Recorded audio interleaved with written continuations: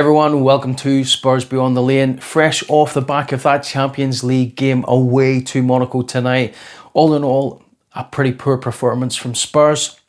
Some notable exceptions, some solid plays, but overall we were very, very poor and exceptionally lucky tonight. Vicario showed why he is the #1 shot stopper in the Premier League. The stats back it. Every ball coming in, he was strong. He was holding, gathering, catching the ball. Saves being made the right way with balls being put away from goal rather than direct into the opposition players. And was absolutely solid. A few interesting additions into the first 11 tonight, with Gray starting at left back. We had Richie starting up front. Obviously, Tell is not in the squad, so it seemed pretty obvious. Kolomoani not being fit enough to start. Bergvall getting that shot in at the number 10 role, giving Xavi a rest. All in all, the rest of the positions were pretty much the usual. Romero out injured, so Kevin Danzo again deputising, and Van de Ven being captain for the game. All in all, as we said, very poor performance. Defensively at the back four, we seemed reasonably strong. Gray starting in at left back was a very strange choice, I thought, at the start. But wow, what a game. Is there a position this guy cannot play? To be honest, the way our forward line is playing, I'd love to see him try the number 9 role, because he seems to be able to play everywhere else. And if you think about it, he can't do any worse than what we're already doing up front. So give the guy a chance, eh? It's a joke, by the way. I wouldn't want to see him. He's not so good hot in the box with his back to goal. Running onto a ball and into the box, actually, he is reasonably strong at that. But it was a joke. To be honest, Gray for the whole game, solid. He looked a threat, making defensive tackles and driving the ball forward.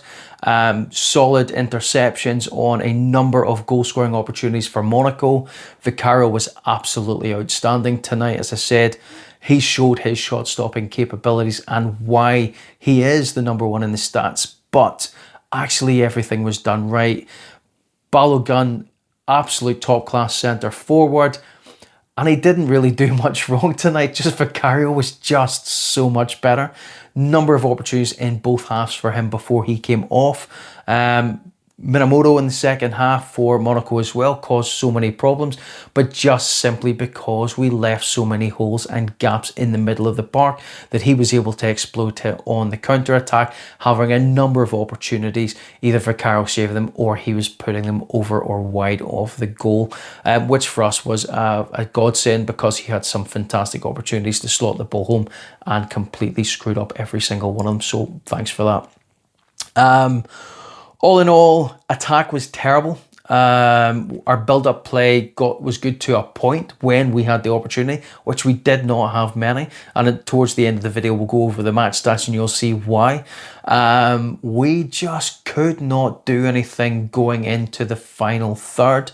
Kudus was running his socks off down that right-hand side, but number of occasions where he was the forward most player with the ball. Richie absent up front. Bergvall not making those runs in to support, and Odegaard not coming in from the left. Odegaard on the left, he had reasonably strong ability in going forward, attempting to take on his man, not always successfully, but actually trying to do it, which is something at the start of the season he just couldn't do at all. The problem with Odegaard is that when he hits that final third, he really struggles to do anything with it. He always seems to miss the overlap, so when someone's coming around or past him, as Gray did on a number of occasions, his back is completely turned away and he's looking to play that ball into the middle, where actually what he should be doing is hitting that small ball forward out further left, with Gray coming in on the overlap. And on occasionally, especially in the second half when Xavi was on, it seemed to open up a little bit more, and those overlaps were starting to work a bit better. And the thing is, Odegaard, if he just gets that little bit sorted and put into his head about, making those crosses or deliveries into the box, or, looking for the overlaps and playing those balls, he will be a fantastic player for us, because the kit is all there. But bearing in mind, he is a young lad. He's only, 19 or 20. That'll come. But right now, when he's playing these games, we need him to be able to deliver. So, hopefully those things will come good for him. Richie did a lot of running, but all in all, not many chances created for him because he's always dropping deep to get the ball. I want the centre forward to sit on the centre halves or sit in between and stretch them a bit, make open space for our number 10s to come into play, but also to give our opportunity for our wingers to sit a wee bit wider and get the ball, hit the byline, put the ball in for them, just so that when balls are coming into the box or balls are being played forward or through balls coming in, that we have a centre forward player there. But we just aren't doing it, which is really hurting us when we drive forward, which was seen in ample opportunities missed, and actually being creative and making opportunities for goal or actually going forward and striking for goal. Johnson came on in the second half, mainly invisible for most, had a really good opportunity, left wing ball coming in, him arriving in at the back post, and given how he likes to score his goals, especially from last season and at the start of this season, textbook Johnson, arriving at the back post, lovely ball into him, plenty of time on it, and he just slightly mishits it, striking the defender with the shot instead of, the ball getting placed into the bottom right-hand corner of the post, which would have given us the full 3 points. But, it's difficult to try and come into a game where you're really trying to fight to get forward and actually having a positive impact on it. Kolo Muani came on for Richie with about 30 minutes or so to go. A little bit shaky to start with, a couple of dodgy first touches, but as the game went on towards the end, you actually started to see what he can offer playing up front. He did sit that wee bit further forward. He was really strong in holding off defenders for balls coming in. First couple from, height coming in, it looked a bit dodgy, as I said, but actually as the game went on, he was more in control of dropping balls onto the chest to his feet, playing the ball back and turning it to run on to passes, or actually turning and taking the man on. So if he can get some more match fitness in there, I would love to see him start games. Everton may be a little bit too soon. We may see something a little bit more against Newcastle in the League Cup. But I think within the next couple of games, we might actually see him starting those games. Obviously, Solanke is yet to come back from injury, and it might be a couple of weeks before we see that. But he still needs to build up his match fitness, so we could be looking at a number of time before he's actually ready to start games for us. But he showed an awful lot tonight of what I think we all will hopefully see as the season goes on. It's just a shame that we're just not getting the output from the deliveries in any game, pretty much starting from Brighton all the way through. What can we say? I mean, other than that, we had very few chances on the attack tonight. And when we did try and go forward, we opened up so much space in the middle of the park, which allowed Monaco to hit us very, very effectively on the counter-attack. And they had, as we've already said, so many chances a goal. Balogun should have had about 3 or 4 in the first half alone, never mind. In the whole game, I say Minamoto came on, and he was a threat as well. Just his finishing was very poor in most circumstances. But they were playing around us, outside the box, inside the box. We just looked like we hadn't a clue where we were supposed to be standing or moving when they were on the counter-attacks. As I said, Vicario, if he was not on so good form tonight, Bergvall as well with some of the interception passes and tackles he made at the back, we really would have got absolutely thumped tonight. Van de Ven and Kevin Danzel were solid. Our back four tonight were solid. Porro, not quite as effective going forward and was a wee bit missing at times in tracking back and picking up his man. But all in all, the back four plus the goalkeeper were the only reason why we did not get pumped tonight. Polina, decent performance tonight. A couple of really good solid tackles in midfield. A couple of dodgy ones as well. Bentancur was missing in action for most of the game, I felt. We're kind of looking at him to be that kind of fulcrum in between Polina sitting as that defensive midfielder and Bergvall in the number 10 role to kind of get those balls from Polina, play them either forward out to the number 10 or out to the wings. And it just wasn't happening tonight. Bergvall had a really poor game tonight. It wasn't through want of effort. It just didn't seem to fall for him at all. But again, in this game, we were just so poor at tackling and retaining the ball. We'd be going into tackles and the ball was always dropping to the opposition. Our first touch was poor. Instead of playing the ball to our players, we were thumping the ball at them, which meant that your first touch was terrible. It was hitting, taking bounces, and there were so many times tonight where those passes or balls or tackles were being made, but the ball was then going too far out to control and drop into the opposition, who's then driving past us. Something that's happened an awful lot over the last sort of 4 or 5 games and was used very painfully against us against Villa on Sunday, where we were just leaving large pockets of space. Villa drove into them, as Monaco did tonight. And that was just rinse and repeat. As I say, we were very lucky tonight to have taken a point.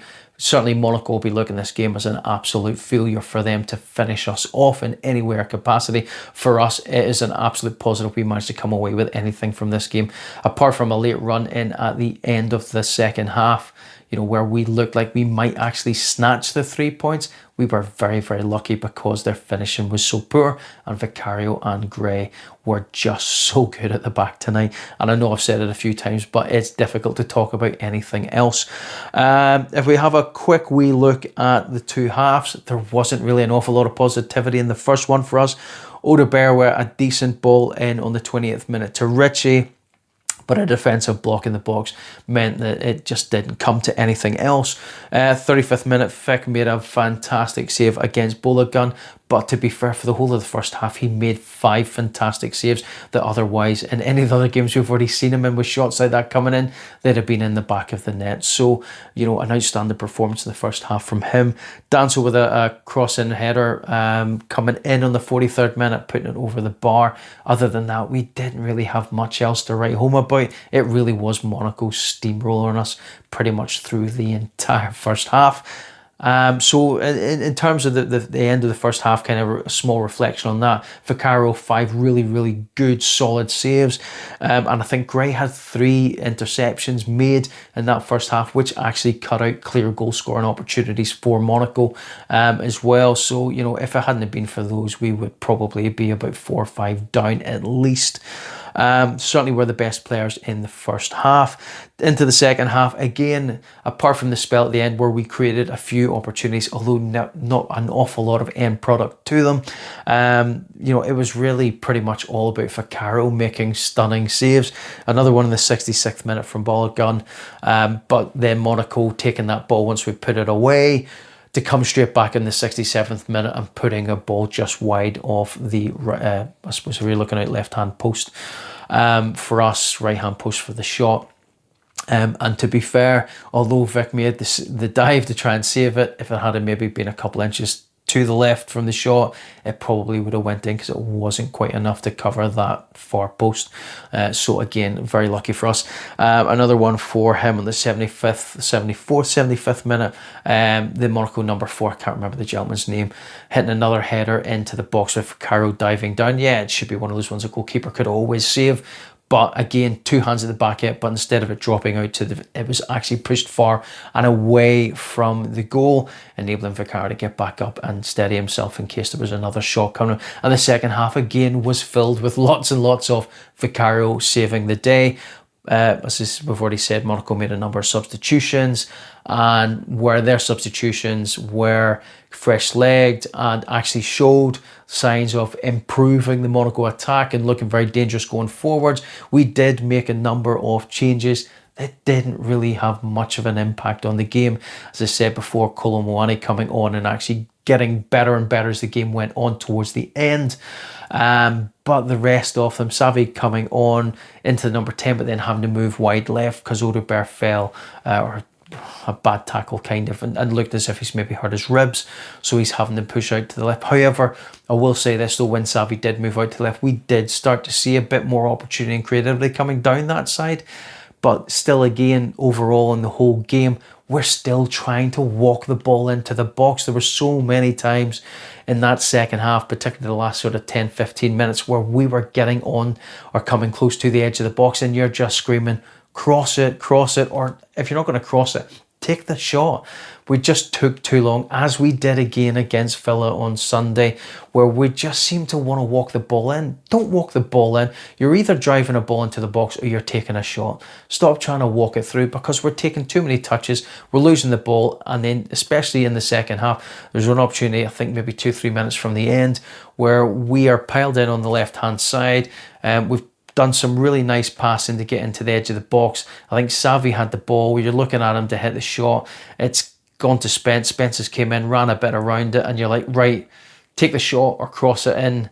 He's dispossessed. Ball comes flying up the other end, and all of a sudden we're looking like we're about to concede. Again, a couple of nice intervention tackles, and we've managed to save the day. But there's too many times this is happening in every single game. But to be honest, tonight we were so lucky. Monaco were so poor at their finishing, because we were very, very poor defensively in the middle of the park, as well as going forward and being creative as well. A lot of problems, I definitely think, in terms of that. We are chopping and changing quite a bit in some key areas, and I know with the games coming, especially when that was the first of 6 games in 17 days, it's going to be really, really tough to manage that, especially when you're looking at 10 to 11 players already out injured in that squad. So we need to rotate, and that need may very well grind us down towards the end of those 6 games. Next game is away to Everton, followed by an away game against Newcastle in the League Cup. I think after that we've got a league game at home. I can't remember who that is. Home game Champions League against Copenhagen, and then the 6th tie is a home game against Manchester United, who are looking like they're starting to pick up a bit of pace in their play. And while we have been a bogey team for them for the last couple of years, this is looking like we're starting to go on a bit on a downward turn, and they're actually starting to ramp up and gear up into a point where they're actually looking a bit of a threat, especially when they see the game against Liverpool at the weekend. So all in all, it was a snatch and grab. We went in there, we took a point away from a game we had absolutely no right taking anything from. And to be honest, the way it went, hell, I'll take it. We almost snatched a point if some of those bits and pieces had actually have come off. If Johnson had just been a wee bit tighter on that shot when it came in, we probably would have snatched 3 points. But other than that, it was probably our best chance the entire game. And no disservice to Johnson. It was key trademark back post ball in. But if you're not getting much game time, you're going to be a wee bit rusty on the shots. And I certainly don't blame him for it. But he also had a similar opportunity against Villa to level the tie as well, but he ended up humping it over the bar. But again, game time creates sharpness and habit for players, especially with those playing forward. And to be honest, if we're really struggling up front and Wani isn't quite up to the task to play, but why not start Johnson up front? He's got the pace, he's good at hitting the back post, and if we're not relying on him to try and drive past players or put balls into the box, it might not be a bad shout. Again, very young man, a lot of experience, but he just needs that consistent game time and to work on the things that he's lacking on, and he could be a very exceptional player for us. He's certainly got it in the tank. We'll have a look at some of the match stats to go over this. Monaco had 56% possession to our 44%. They had 23 shots to our 11, 8 of which were on target, and we only had 2 on target, which meaning for Monaco they had a 35% shot accuracy, which actually was very good for us, because if they had got a lot more of those on target, we would have been absolutely done in. As I've already said, we had an 18% shot accuracy, which is woeful, and it seems to be game on game that stat is going lower and lower and lower, and really goes to show the lack of creativity that we are providing in game, either coming through the middle of the park or out on that left. A lot of the attack seems to be relying on Kudus driving the ball forward, hitting the byline or hitting that wing, cutting in and playing the ball into the middle. And we really need that to be working on the left-hand side as well. Corners, they had 5, we had 4. So yeah, corners are normally where we hit really strong. We just didn't seem to be at the resistance. Every free kick or corner going into the box just seemed to be going to everyone else but a Spurs player. And at the start of the season, for a good run, that was our strongest asset, was the long throws into the box, the corners and free kicks into the box. We were so strong. We just seemed to be lacking on doing anything from a finishing perspective. Passes, they had 453 with an 84% pass accuracy. We had 346 with 82% accuracy. Again, those passes landing is good, but I think 346 is probably one of the lowest number of passes that we have managed in a game all season. And again, another statistic that is dropping lower and lower game by game. If you think from the start of the season against Burnley, I think we had 468 passes. I think we've even hit 500 at one point. But the last few, it's been 360 odd, 350 odd, 346 the night. So it just seems that we are lacking the ability to hold the ball, retain it, and pass it about. But a lot of our passes are coming back the way and across the fence and back to the goalkeeper, rather than actually those balls getting played forward into the middle and driving on. We really seem to be lacking on the ability to push the ball forward into the box. Another unwanted statistic, I guess, is that tonight with a 0-0 draw is the first one in 125 games. Sounds like an awful lot, but actually goes back to March 2023, which happened to be a European tie against AC Milan. So again, what are we doing? We just can't seem to create good opportunities and put the ball in the back of the net. So the sooner Solanke comes back, the sooner Kolo Muani gets fit, we can start doing something. Hopefully, until the January transfer window, Odegaard actually starts to be a bit more creative, looking for that overlap down the left-hand side and playing those balls in. We'll start to see that rise again, because I just don't get how we've been so creative in the first couple of games of the season to all of a sudden we're struggling to break teams down.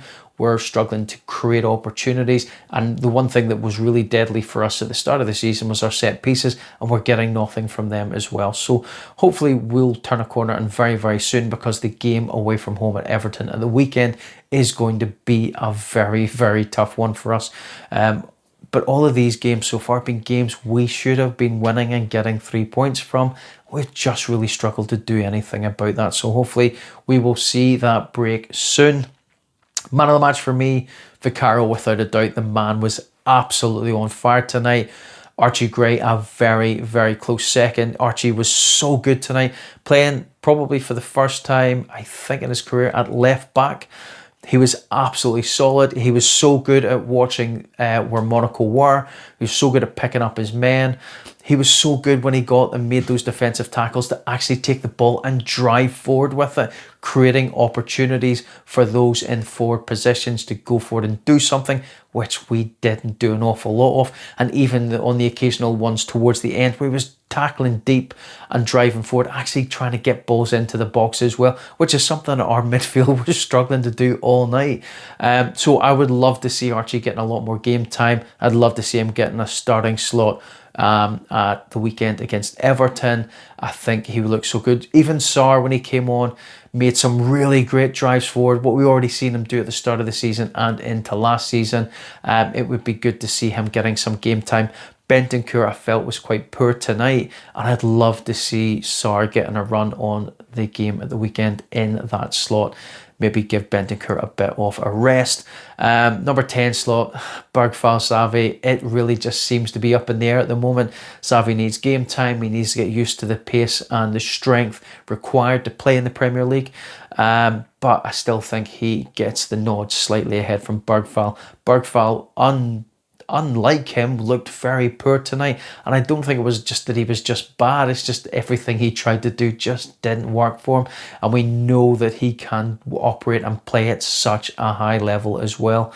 But again, the forward line just is poor for us. So hopefully, as we've already said, we'll see that pick up, and hopefully we'll see that against Everton at the weekend.